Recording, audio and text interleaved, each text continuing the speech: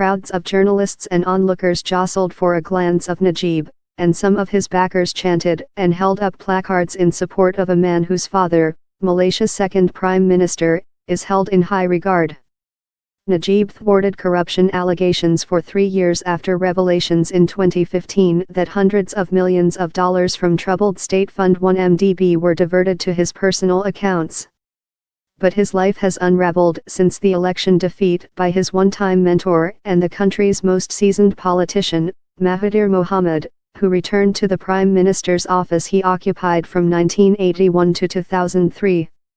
Mahathir reopened an investigation into the fund, One Malaysia Development Berhad, 1MDB, and barred Najib from leaving the country. Wednesday's charges fulfilled an election promise to prosecute Najib, whom he called a thief during the campaign. Najib has been charged with abuse of power and 3 counts of criminal breach of trust, each of the 4 charges carrying prison terms of up to 20 years. The abuse of power charge also carries a fine of 5 times the value of gratification. He was ordered to surrender his passports and the judge set the trial for February 18 next year.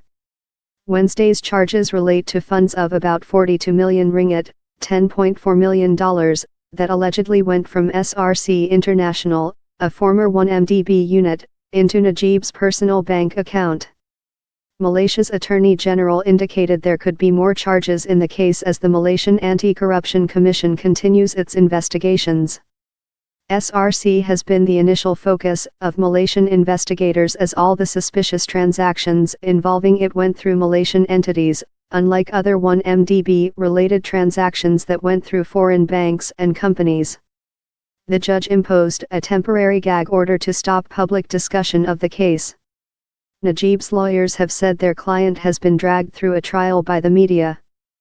Family questioned Najib entered parliament at 23 and attained the top job in 2009, setting up 1MDB shortly after, but his second term in office was plagued by allegations about the fund.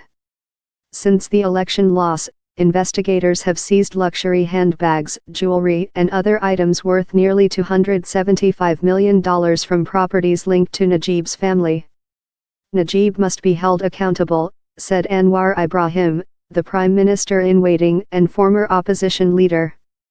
Because of the allegations against him regarding 1MDB, he must be held accountable in court, Anwar told reporters in neighboring Indonesia. In a pre-recorded message posted on Twitter after his arrest on Tuesday, Najib said he was not perfect and not all the accusations against me and my family are true.